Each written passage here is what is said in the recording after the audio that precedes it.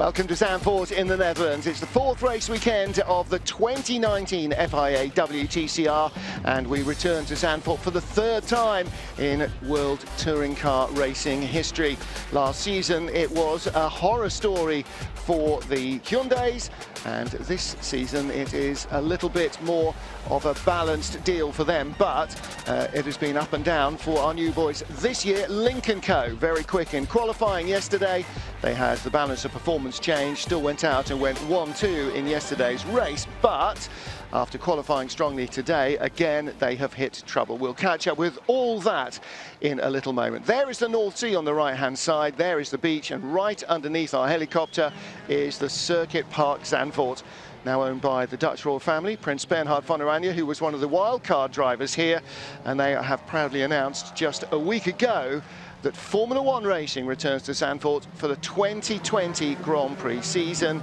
The first time since 1985 that there's been Grand Prix racing here. Has there ever been a longer gap in a country between national Formula One Grand Prix? I'm not sure that there has. Well, let's get to the job in hand. We've got races 2 and 3 of the weekend to get underway this afternoon, and on the DHL pole position for the first of those is the man who became our points leader yesterday, finally overhauling his teammate Nesta Girolami.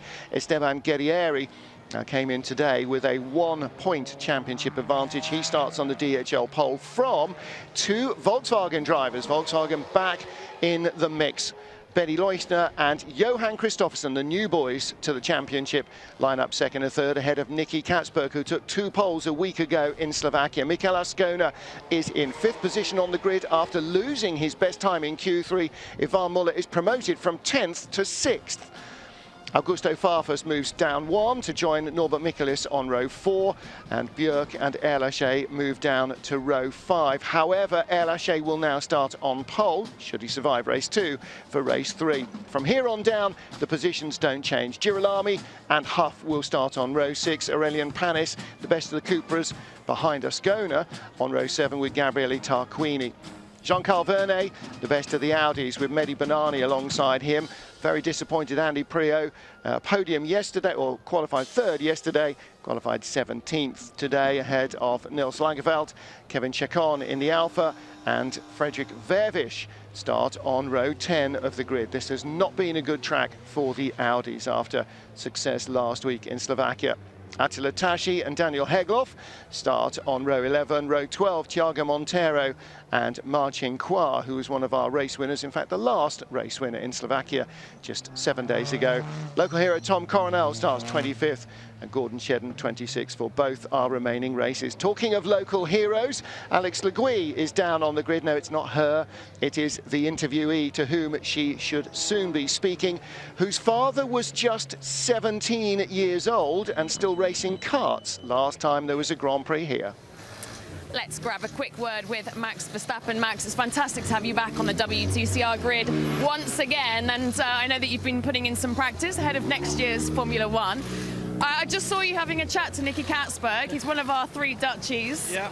Do you think he's got a good chance? Well, he starts quite far up the road, so I think he has a good chance. He's a fast driver. I raced with him a lot online, so yeah, it's always good to say hi. What's it like to be back on the WTCR grid?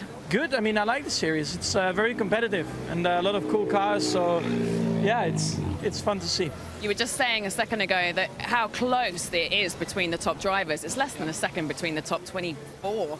Yeah, I mean, there are a lot of experienced drivers in here as well, so I think that in general then also makes the championship a lot better. And how important is it to you to be back here for F1 next year? Yeah, it's good. You know, I think nobody thought about actually having the Grand Prix back, but I think everybody can be very proud, and of course to come back with a V8 car here as well to do a few demonstration laps and do some donuts as well is always a lot of fun. Thank you, Max. Always good to see Max Verstappen around and about. Wasn't born till 1997, so by the time he was born, his country had not had a Formula One Grand Prix in 12 years. It's taken his entire life for one to return.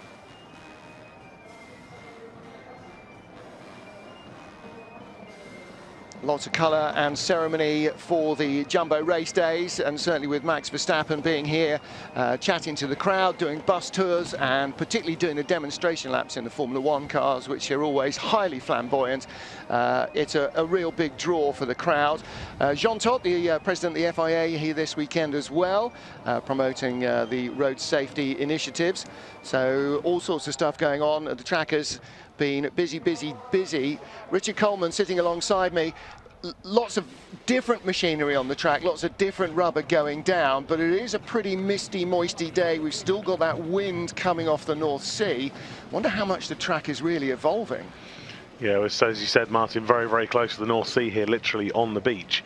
And aside from the wind direction changing very quickly, we're in a bowl of sand dunes, and the way that the wind blows that sand across the circuit, it makes it very difficult to judge the circuit grip session to session. A lot of other circuits it's a lot more predictable, whereas here we don't really have that luxury. But that's good news for us. We can get some very unpredictable racing this afternoon. Well, after Q3, it was found that Ivan Muller, who set an astonishingly impressive pole position time, his car was over boosting, so he has lost his Q3 times, which drops him from pole position for the race 3 down to 5th. But it also promotes him from 10th place in race 2 up to 6th position, and that has moved Norbert Mikulits back down to 7th, down to 8th rather, Augusto Farfus down to 7th. So the 4 guys that were behind Muller originally on this grid are now, or in qualifying, are now actually all pushed down 1 spot, which is a sort of law of unintended consequences there. Muller gets a penalty, but as a result, so do the other 4 guys who did nothing wrong. So that leaves... My understanding of that is that the car was compliant in the Q2. So yeah. But I must admit that the rules are open for interpretation there. It's quite a difficult one. But it does mean that these guys lose a spot on the grid. Well, Augusto Farfus will start the 2nd race in Zandvoort in the Netherlands in not 6th but 7th position, and Ivan Muller, his car, the team caught out by changing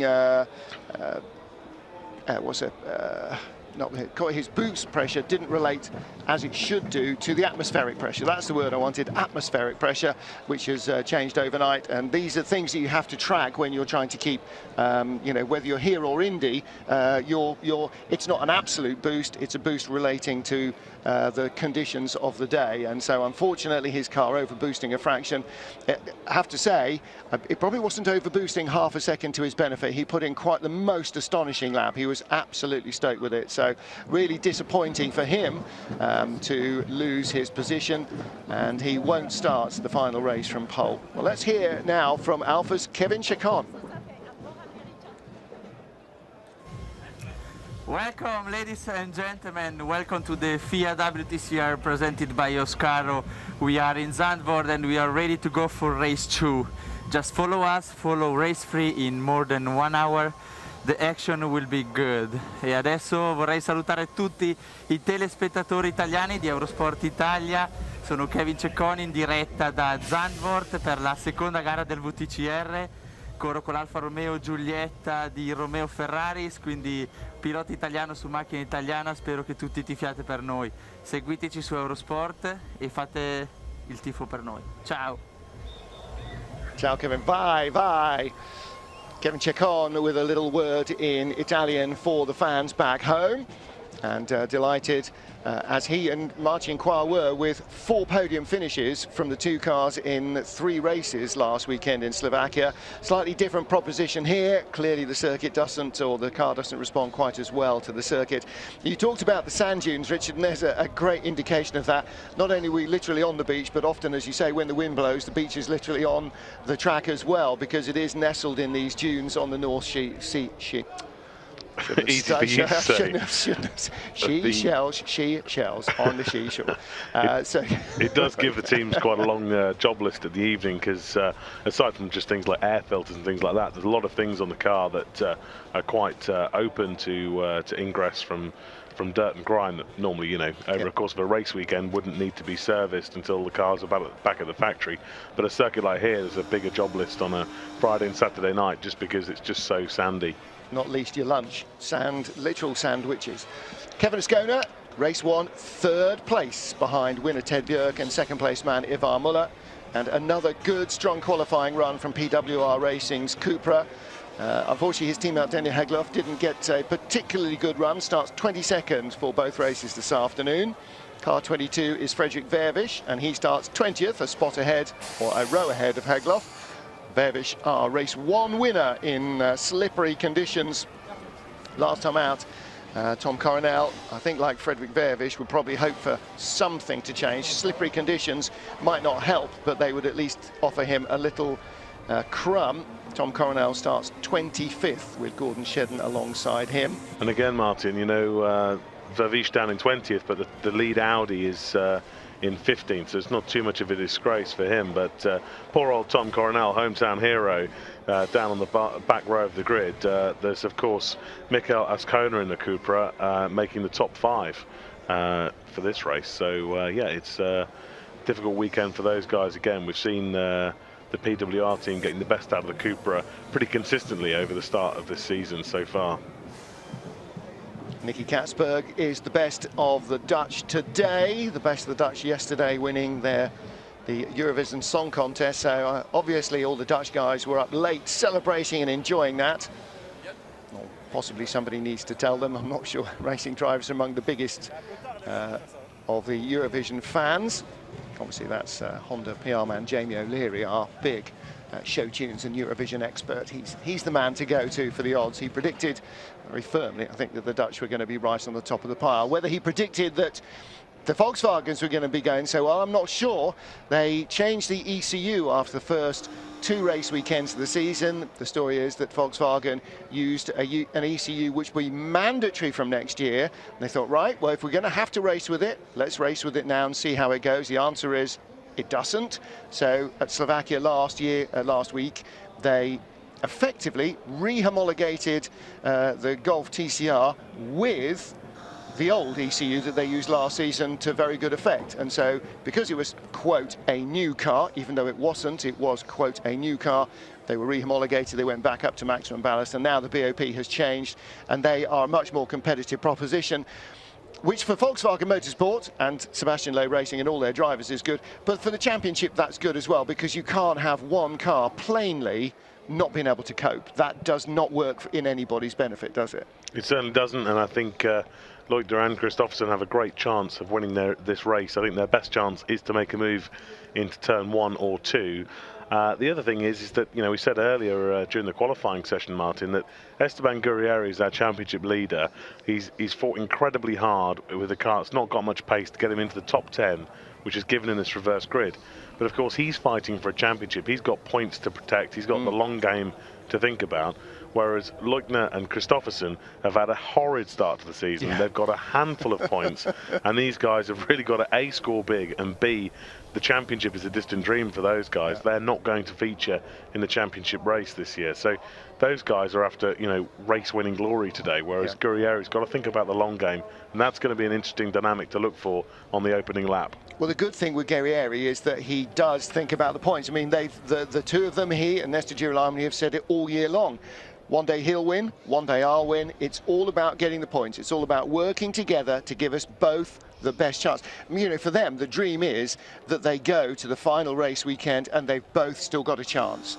And to that end, yes, if Leuchter or Kristoffersson and Katsberg and Ascona and anybody else comes knocking hard, then rather than end up in the barriers with a big fat 0, he's going to take whatever fat he can off the top of this race, and then whatever happens in race 3 is grist to the mill, because he will start in 10th place on the race 3 grid, and so again there's a chance of a decent points haul. Now that he's got the championship lead, that becomes doubly important compared to being sort of 10 or 12 or 7 or even 2 or 1 points behind your own teammate. Yeah, and obviously a championship campaign is a very long one, you know, running from April to December this year. But in terms of, there's lots of little inflection points along the way, and I really wonder if one of them is today and this morning, that Girolami and Gurrieri at the top of the standings and Girolami didn't make that Q2 cutoff, and he is starting both races from 11th, where Guerrieri, same pace car, starts this race from pole. And they're the kind of little points during the season where it becomes very, very different. That's exactly right. That's the thing to look out for again across this race weekend.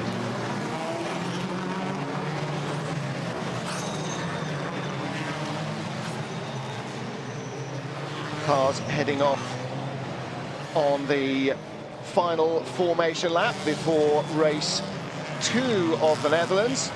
Of course, that is our 3rd race this weekend, which, as you pointed out, the difference between not making it in the top 10 break and being in 11th place was pretty tiny. In fact, the gap between Esteban Guerrieri and teammate Nesta Girolami was 4 thousandths of a second, and that's what separated Girolami from pole in this race. If he'd been 5 thousandths quicker on his lap, he wouldn't be 11th for both races. He'd have been on pole for this one and on 10th for the next one. And those tiny little breaks in the, in Fortune, or just, 4 thousandths. You couldn't get 2 more closely balanced laps. That's pretty tough to lose out, but that's the way the cookie crumbles. So confirmation of our grid then, and with Ivan Muller not starting 10th but starting in 6th position. Actually, he'll be 6th in this race, 5th in the final race. He's got still a good chance of lots of points. It might have been perhaps that might be a rule that needs looking at over the winter. I think that 4 drivers lost out in the race 2 grid because Ivan had a car that wasn't compliant in qualifying. On the right side of that white line, yeah? On the main straight. Yes, you can cross that white line in the race start. Okay.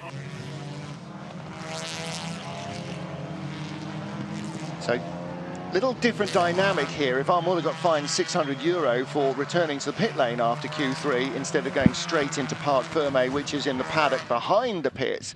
And so drivers are having to be often you have to remind drivers, as a team owner, Richie, you know that, because they've got the concentration of a goldfish. But you've got to remind them of things just so that they don't fall foul of any really silly penalties.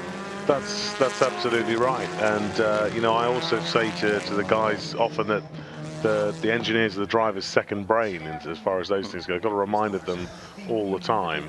First brain in a lot of cases.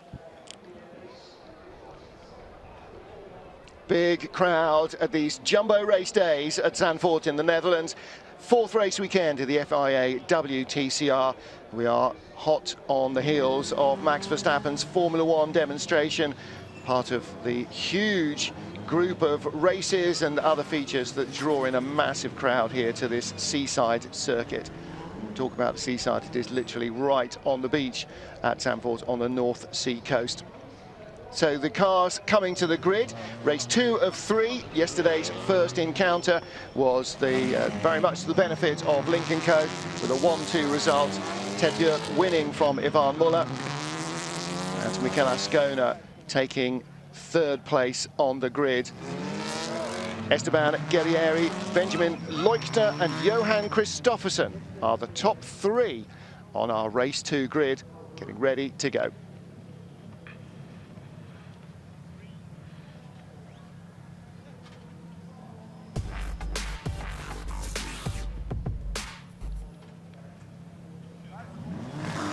Green flag waves. We are 5 seconds from the start of race 2 of the WTCR here in Zandvoort. On the right-hand side, Esteban Guerrieri, always a good starter in the Honda. Alongside him, Benny Leuchter, first front row start for the Volkswagen driver in his WTCR career. Johan Kristoffersen from 3rd, tucks in behind. Nicky Katzberg, the Dutchman, has a little sniff down the inside, but Kristoffersen shuts the door very firmly. Outside, Michele Ascona gets nerfed by Ivan Muller. Ivan Muller's up to 5th position, Ascona down to 6th. Augusto Farfus looking to come round the outside of the Spaniard, does not get through. Then it's Norbert Mikulits, and alongside, side by side, Jan Erlaché and Ted Björk, and that resolves itself in Björk's favour. He gets the inside line out of the tight left at Hugenholtz as they climb the hill. There is Erlaché right beside, and Nesta Girolami waiting to try and get through. Good start for Girolami, with Rob Huff in his Volkswagen tucked in behind him. Girolami just out of the top 10 at the moment behind the two Lincoln Co cars. Guerrieri, Richard Coleman got the start he needed, didn't he? Dream start for Guerrieri. He can now get on with building this race. Hopefully he's got a bit more pace than the Volkswagens. Long run pace on Friday looked pretty good for those guys, so he's now got a great chance of being able to win this. Who's that off? That's one of the Tashi Hondas. off in the gravel, the KCMG Honda, and he was way down the order in 21st place. Ivan Muller was having a look underneath Nicky Katzberg for 5th position just a moment or two ago, and Tashi is firmly buried. That will require a safety car because they're going to have to drag him out, so that'll be another little cooling down period for Esteban Guerrieri. We can add up to 2. Ooh, and that was on the nose of Tom Coronel's car. No, was that Panis or Coronel? Coronel, I think, possibly.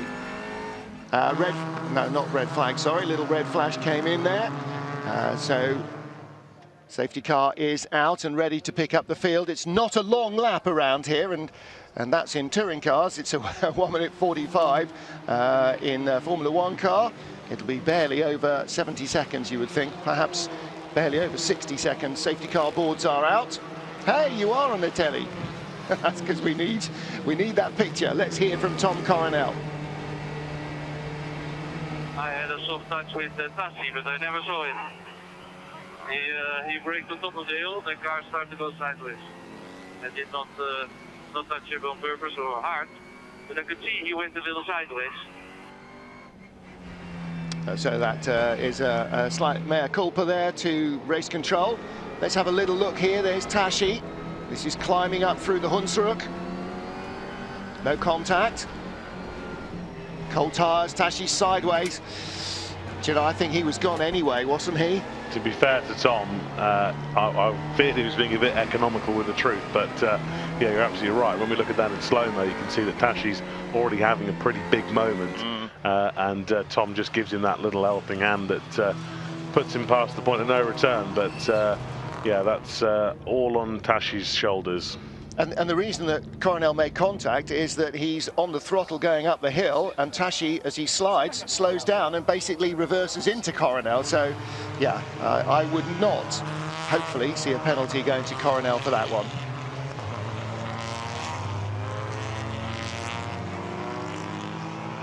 Well, the field behind the safety car safely past the scene of the incident, and Tashi's car, as you could see, was already being dragged out. Now, race distance was 12 laps. I'm guessing we will end up with a 14-lap encounter. Let's take a look again at the start.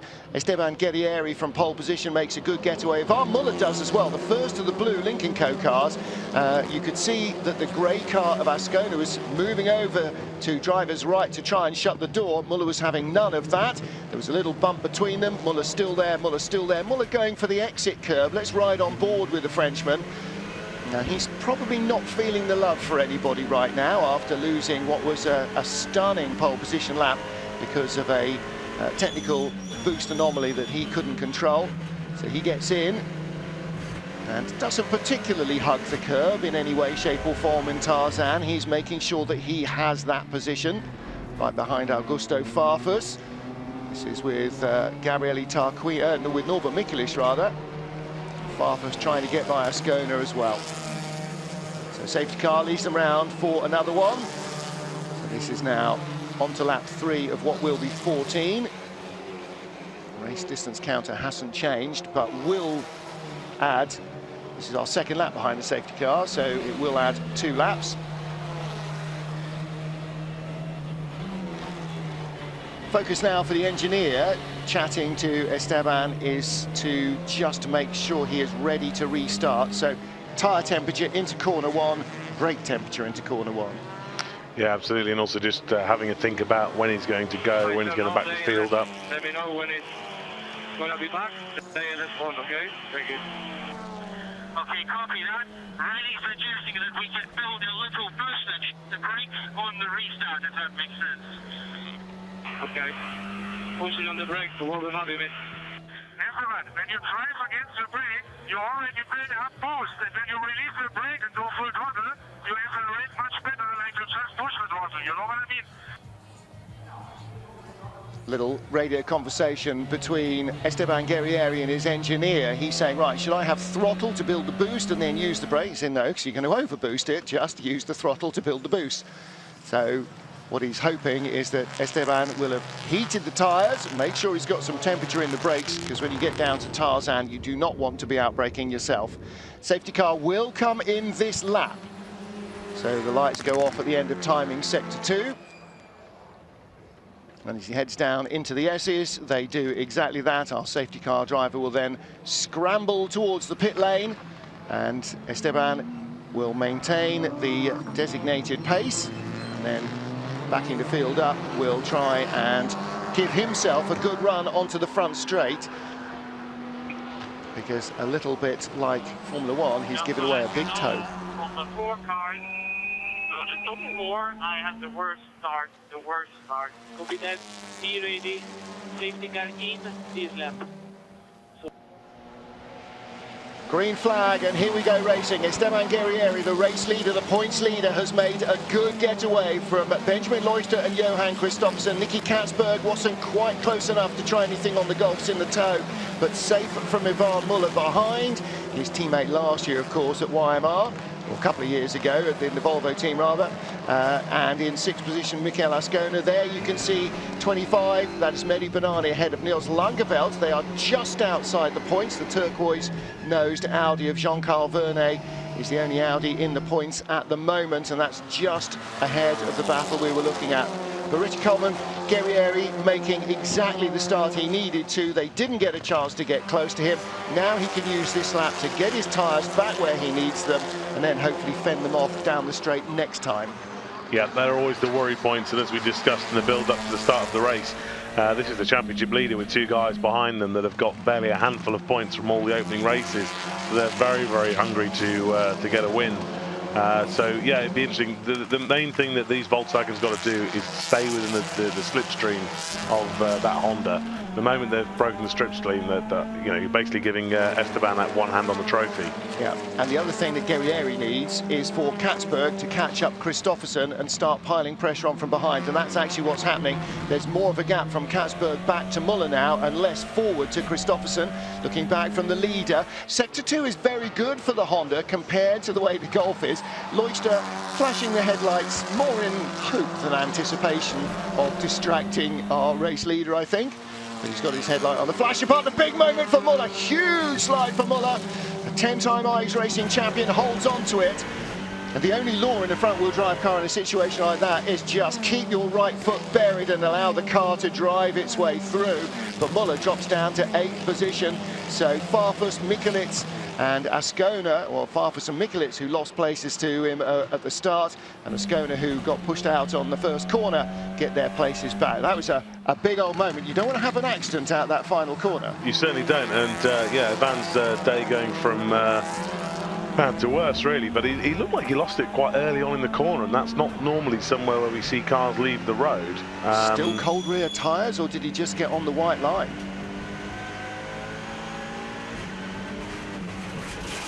Yeah, he was just half a tyre's width on the left, wasn't he? Yeah.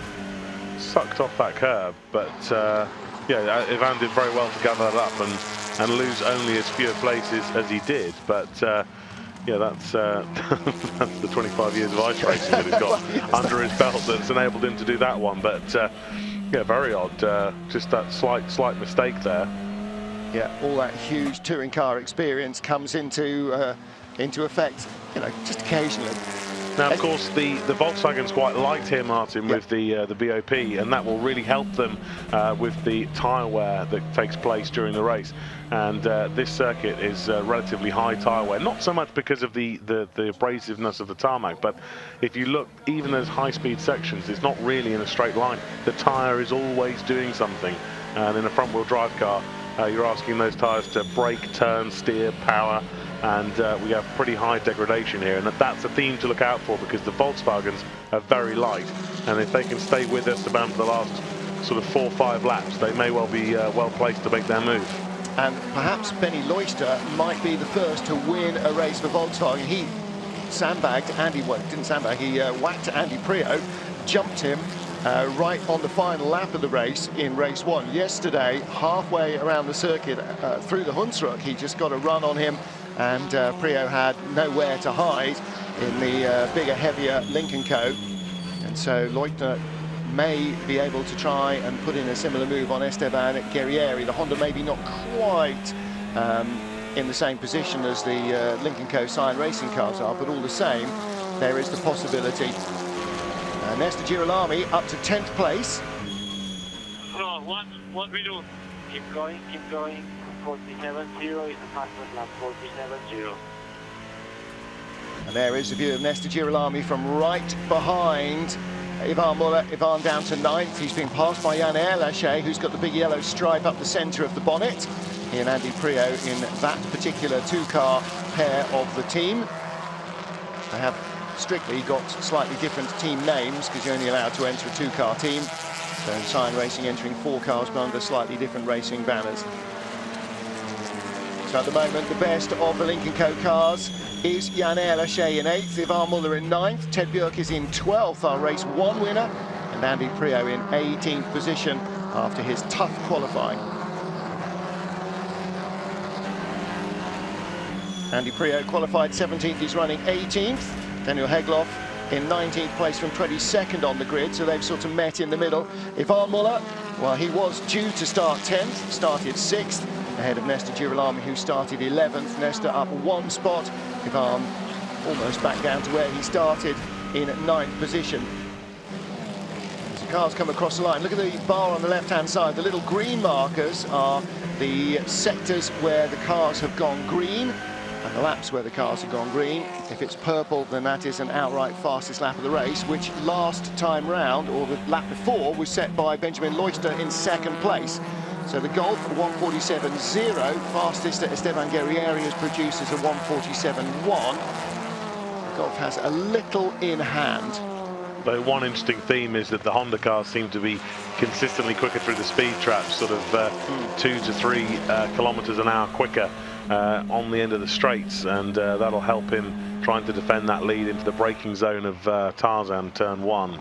Yeah, I think if Leutner's going to get by, turn 1 is probably not his opportunity. We heard even yesterday that both of the Munich Motorsport Hondas had trimmed out their rear wing to full Thruxton spec, absolutely flat. In fact, you can see on the Golf as well, you can barely even see the wing from head-on. I think he's running negative wing as well. I think it's lower at the back than it is at the front in Benny Leutner's car and Johan Christoffersen's, and you can see that Guerrieri has gone very much the same way. What you don't want here is drag. These cars are strong on mechanical grip compared to the aero element, and so you want to lose as much drag as you can for the higher speed sections. Actually, it's quite a high average speed lap as well. There's some long, fast corners, some flowing sections, as well as that big front straight. Dominic Greiner and the boys on the Munich Motorsport pit wall. Munich Motorsport still leading the team's contest, and Guerrieri, the way he comes off the final corner, Arie Luyendyk, and canters away up the straight, means that Leutner is going to have a plan B and use that first. And a bit of a gap down to the Hyundai of Farfus. Yeah, Farfus in 6th, Mikulicz in 7th with Jan Erlaché behind. And then Ivan Muller, Nesta Girolami, Gabriele Tarquini in 13th place. So 3 in the top 7. Tarquini scoring 0 points here last year and at the Nordschleife. It looks like he's on for another 0 point weekend. Riding on board with the Alfa Romeo. The Alfa's struggling here compared to last week. Kevin Chicon with 2 podiums. Martin Quire with 2 podiums, one of which was a win. Ma is 25th, the last running car. Chicon is 21st. And Fredrik Verviš, who we ride on board with, our race 1 winner in Slovakia, is in 20th place.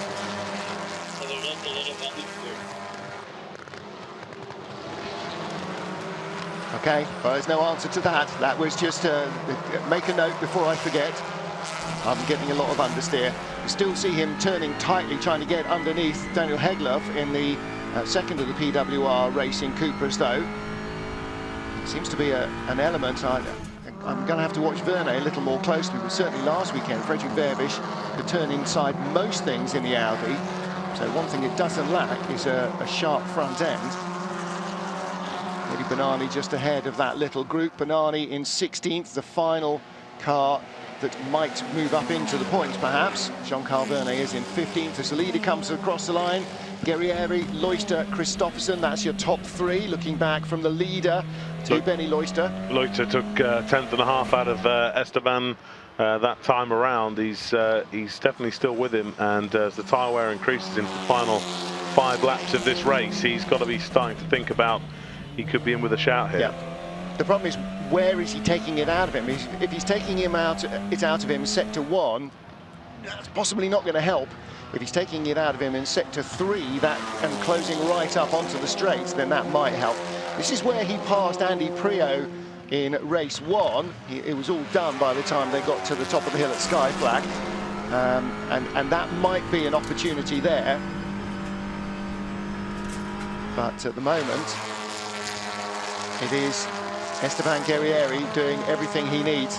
And again, we talked about this before the start of the race when the cars were in the grid.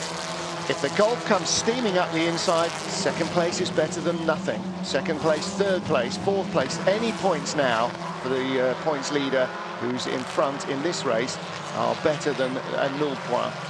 And Guerrieri will definitely have that in mind. It won't be his overriding concern, but he will have that in mind if they come calling, particularly given that his teammate and closest rival is still in 10th position. Well, the answer to sector 1 is that Esteban Guerrieri had 1300s on Benny Leutner in sector 1. He had 1/10 on Benny Leutner in sector 2. And Fredrik Vervisch and Kevin Chacon. Whoa! Vervisch having an Ivan Muller moment there. And in the final corner, I don't think he's under any misapprehension about what might go wrong if he didn't have a bit of a breathe off the throttle and save it. Maybe kept his foot in, but not quite so aggressively. Ahead of the 2 Lincoln Co cars, Norbert Mikulits in 7th place. They're now quite some way behind Augusto Farfus, the best of the Hyundais behind Nicky Katzberg. So Farfus in 6th, Mikulits in 7th, and the gap between them is 2 seconds and growing. So Mikulits clearly feeling the attack from Jan Erlaché. And again, talking about drivers that don't want to risk too much, Richard, there's Erlaché. He'll now start on pole for race 3, should he survive, which he should. So he can't really be having any mad lunges at Norby for 7th position as opposed to 8th, because he's got a win to think about. Absolutely, and I think Esteban probably has got a little bit more pace than he's perhaps let on earlier on in this race. He's just gapped Leutner a little bit more that time around, so maybe that's a sign that he has got a bit more in the tank. Yeah, 4/10 first to second.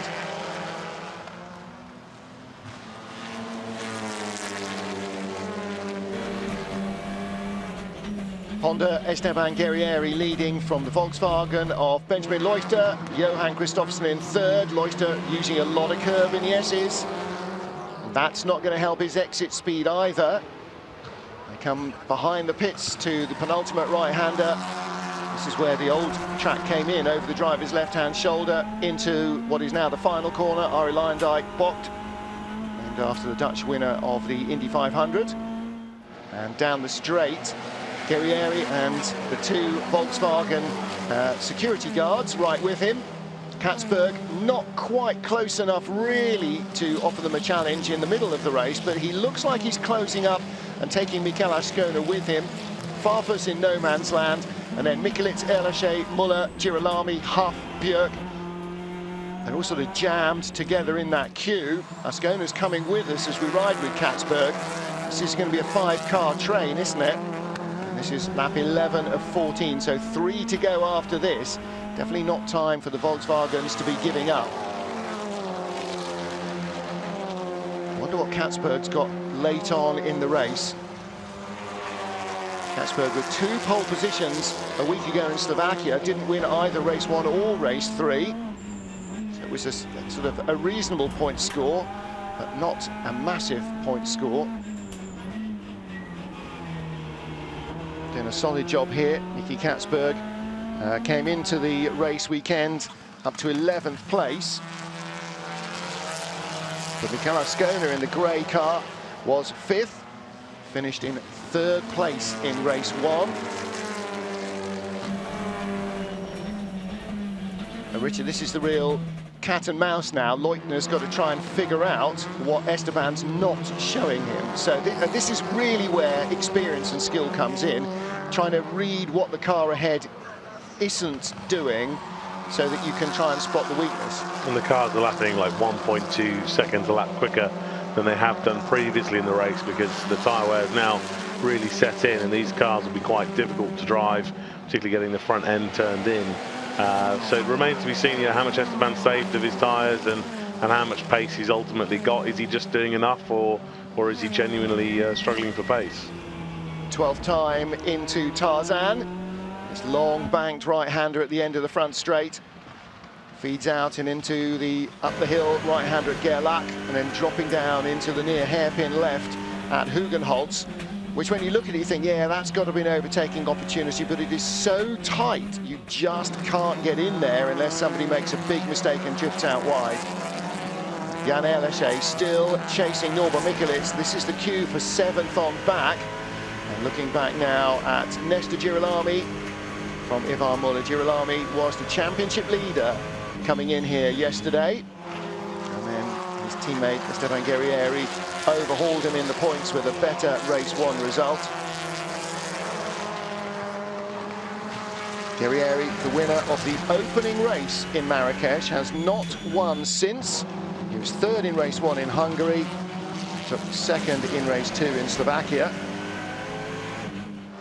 And that was in fact the 3rd double podium for the team, but only the first 1-2. They had a couple of 1-3s in each of the first 2 races. Marrakesh and Hungary, they won race 1. Each driver won 1 race and finished 3rd in 1 race. Whoa! Girolami in very deep behind Ivan Muller. The flank are worse and worse. Almost crashing to Jan. Okay, I guess you mean the knockoff. Yeah, what else? We talk about this in 4 race, so I stay away of Jan because I don't want to. Okay, copy. So he's talking about what's called knockoff. He's complaining about the brakes, but what the knockoff is that when the car rattles over bumps and curbs, the disc is floating, and the disc just walks the pads back and pushes the pistons within the caliper. So when the driver comes to the next corner, he goes to hit the brakes, and there's nothing there for the first 30-40% of the travel, and then the brakes come back. And that's basically the disc waggling on its float and then pushing the brakes back, and just doesn't give the driver any confidence, and means that the brakes are very, very inconsistent. So Ivan having a bit of a moan about that, and explains why we saw Girolami close up so quickly on the brakes into the S's last time around. What it does, it takes the sensitivity away, because the braking and the throttle, it's all about real finite sensitivity. And you go on the brake, there's nothing to think, oh, it's all there, and so then it becomes just a button with no finesse in it at all, and so you have really grabby brakes that lock up hard.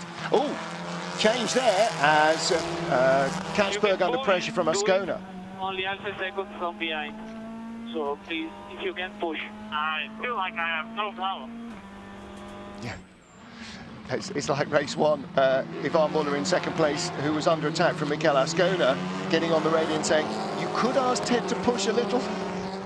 Ted was pushing, and I think Katzberg's in the same position. You see, he's been caught by Ascona. He hasn't been able really to get on the tail of Christophersen Dolph in 3rd, but what's noticeable is how much Farfus has caught up, and he's the sister car to the 88, the 8 car, and he has caught Ascona and Katzberg, and Katzberg is definitely losing ground now to the Golfs in front, and Ascona is rubbing in hands with glee. He can sense 4th position might be on the cards here on the final lap. Last time round then, this Zandvoort circuit for Esteban Guerrieri, Benjamin Leuchter and Johan Christophersen, the top 3, and then the battle for 4th, Nicky Katzberg looking back to Mikel Ascona and Augusto Farfus. So far, Leuchter has not been able to undo Guerrieri's defences. This is where he picked off Prio in race 1. It was not for the lead, it wasn't in a Honda, and he's not got the same run going on Guerrieri. Whatever else Guerrieri's got, He's got a very good defensive line, a very good racing line here. He's basically ignored the fact that Leuchter is there for 13 laps so far, and is just driving his own race as if there is nobody around him. And that's the only way, really, to deal with it, unless the car behind is much quicker and is always alongside you. And this would be a very, very important win for Guerrieri. It's a weekend on which the Honda is known to struggle with where the BOP is from recent events. And therefore, you know, for him to get a big points haul when he knows he's not that quick makes a massive difference to his championship campaign. Yeah, really important for Nesta Girolami to move up as much as he could. He's got into 10th position, so it's not a 0, it's not down in the teens, but unless Leuchter's got some turbo boost button that nobody's discovered yet, he is not going to catch Guerrieri here. Out to the final corner. It's a drag race, and it's not a very long one to the line either. This is no Monza. It's not a mile away. And that's only the start line in Monza. The finish line is almost as close to the Parabolica as this is to Arilandi box. It is checkered flag out, and victory in the Netherlands for Esteban Guerrieri. Benny Leuchter and Johan Christophersen score the first podiums of the season for themselves and their cars in their particular side of the Sebastian Loeb Racing Garage.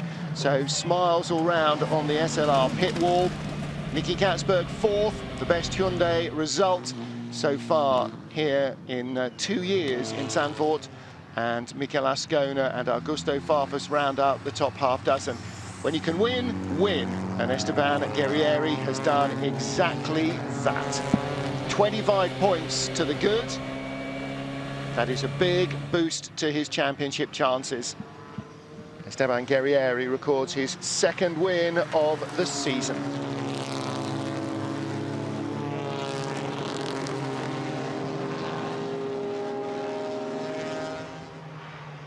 th race of the 2019 FIA WTCR, and that is now the 5th win for Munich Motorsport. The Honda drivers and the team, particularly that Honda team, are doing a superb job. They have won 5 out of the 11 races. 3 for Nesta Girolami, and 2 now for Esteban Guerrieri. So that's his 4th trip to the podium. Nesta's made 4 as well. Guerrieri will be a happy boy. Yes, baby. Yes, yes, yes, yes, yes, yes, yes, yes, yes, yes, yes. Fuck you!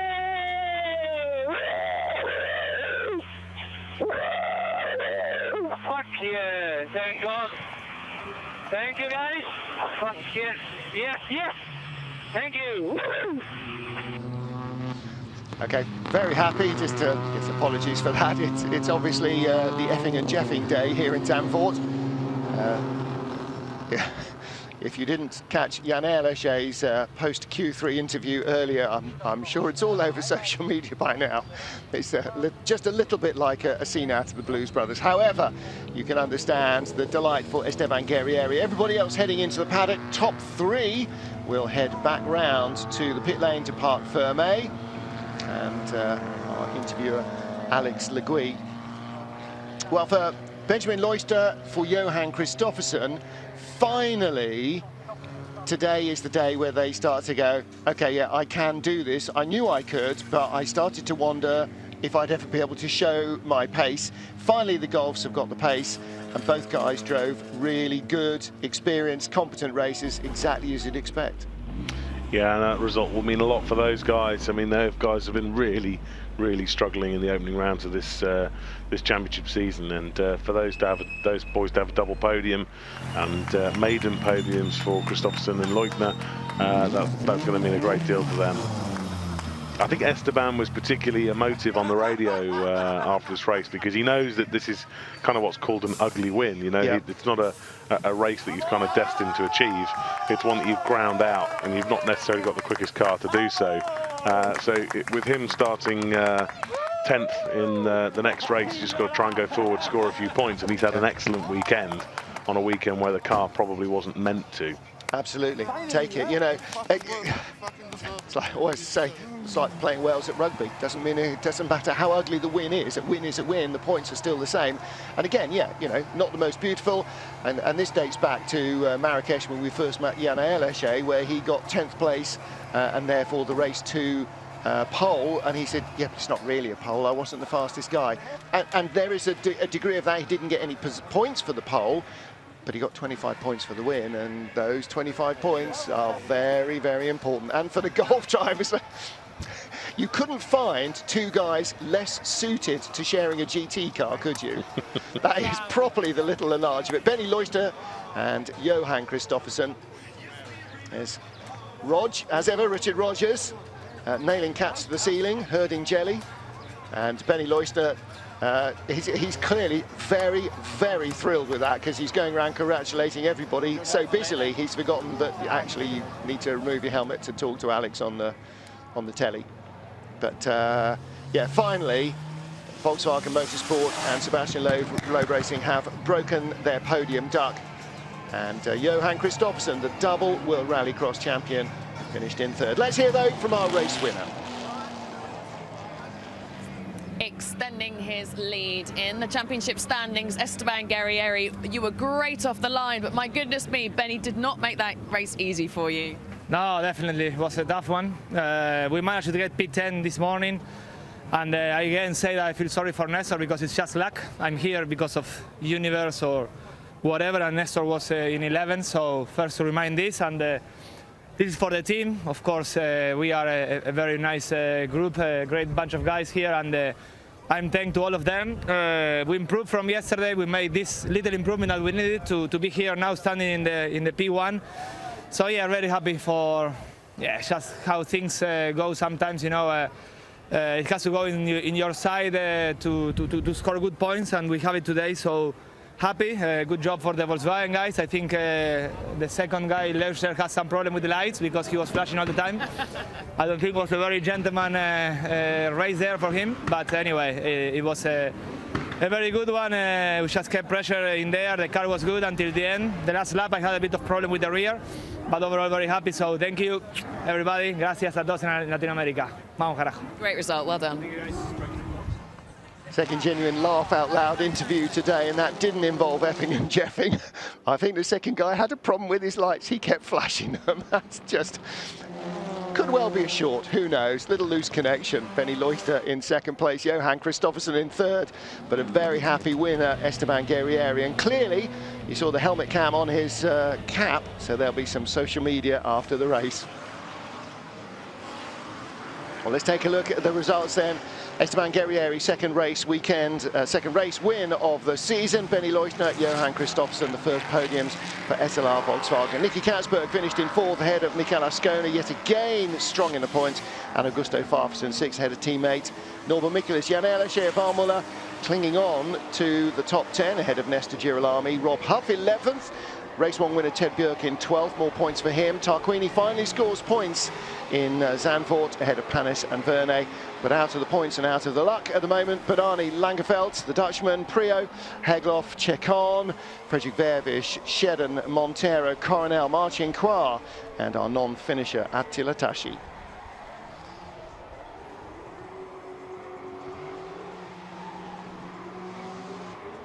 Well, Nicky Katzberg for the home side, finishing in fourth position, but Niels Langerfeldt in 17th and Tom Coronel 24th. Won't be particularly looking forward to the final race with any great degree of glee, because there's not an awful lot that's likely to change. They'll start in the same positions with the same number of cars in front of them. That makes life very tricky. Esteban Guerrieri now with a 20-point lead, came in here 3 behind his teammate Nestor Girolami. Ted Björk in third ahead of Norbert Michaelis, and Michael Ascona still in 10th place, just 4 points behind Norby, who he outscored again. Tarquini down to 6th ahead of Muller, Verne, Vervish and Katzberg, now up into the top 10. Before they went to Slovakia, I think he was 17th in the championship. Mar 11th ahead of Aleshe, Farfus, Huff, Chekon and Kristoffersen. Leutner scoring hard here. They and Bernani were in single digits going into Slovakia with 7, 8 and 9 points apiece. All the Volkswagen drivers have added to their tally, And in fact, the one who scored strongest this weekend, Rob Huff, has not added quite as many as his younger teammates, but Huff was in 11th position. All-Inkle leading the team's championship, still from Cyan Racing Link & Co. after their 1-2 result. Yesterday they closed, but again, with Ivan Muller only in 9th and Ted in 12th, they were outscored pretty comprehensively by the other drivers. Race 2 highlights from Zandvoort in the Netherlands.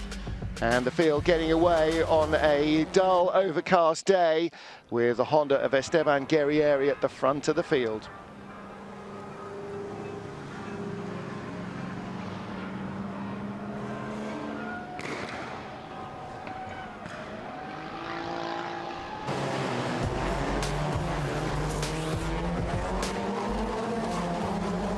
Great start from poleman Esteban Guerrieri to lead Benjamin Leuschner and Johan Kristoffersen away. The start of race 2 at Zandvoort in the FIA WTCR.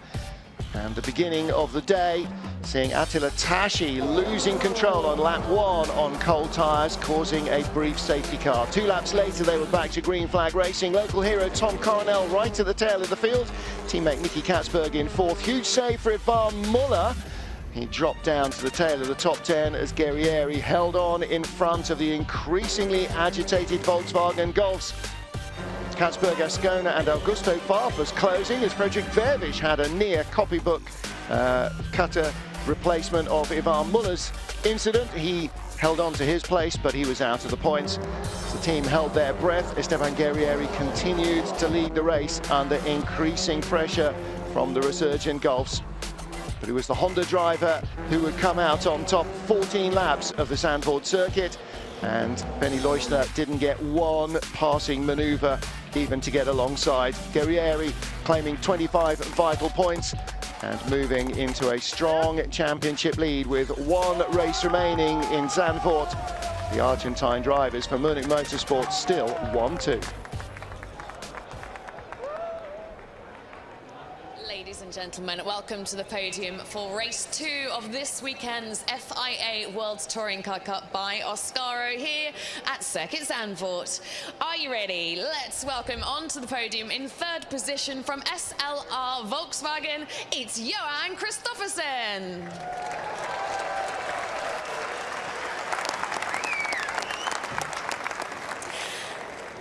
Also from SLR Volkswagen in 2nd position, it's Benny Leuchter.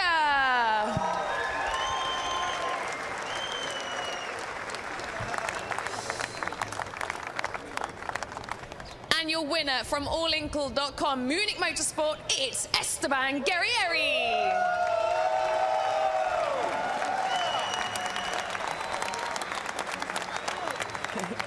And representing allinkle.com Munich Motorsport is Dave Scott.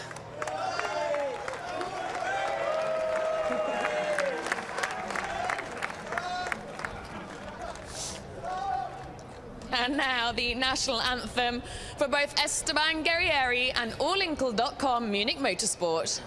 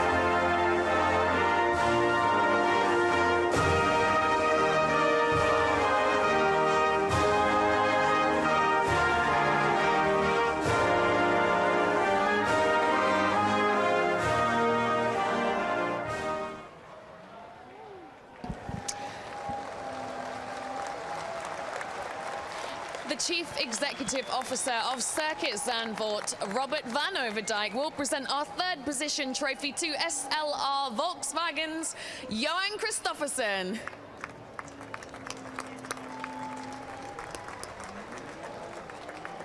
Jean Bessière, the marketing manager of Oscaro, will present our second position trophy to SLR Volkswagen, Benny Luchter.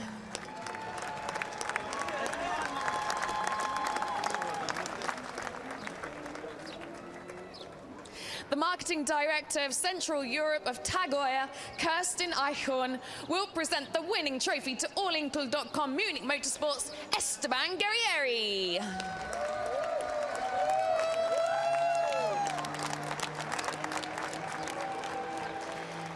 The owner of Circuit Zandvoort, Bernhard van Oranje, will present the winning team trophy to allinkl.com Munich Motorsports, Dave Scott.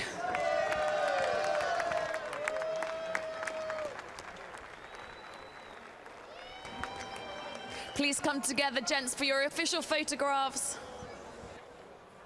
Bernhard van Oranje, the owner of Circuit Park Zandvoort, otherwise known as Prince Bernhard of the Dutch royal family, presenting the final trophy to Dave Scott, Esteban's engineer. Nice work by the team and driver here. Grab them bubbles. Go, go, go. So fantastic effort by Esteban Guerrieri and Munich Motorsport. Esteban and teammate Nestor Girolami leading the drivers' standings, and Munich Motorsport still leading the team standings. One race to go, and whatever else happens now, it's still been a good race weekend for them and for Volkswagen Motorsport, with a 2-3 on the podium here in Zandvoort.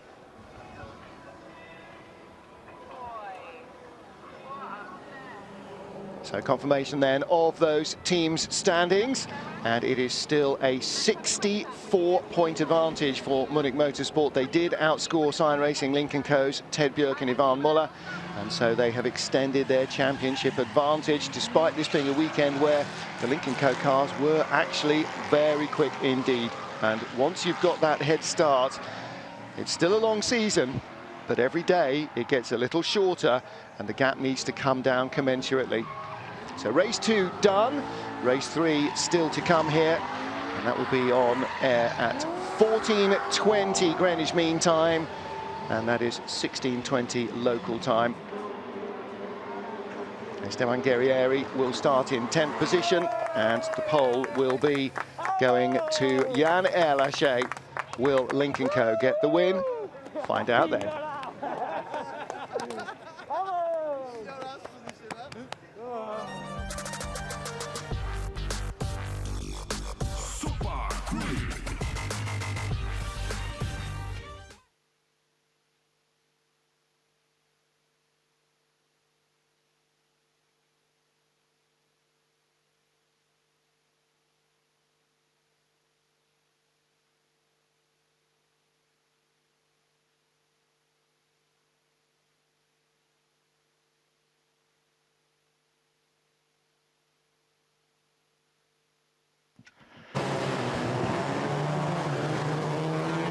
Hello, this is Jack Bernicle.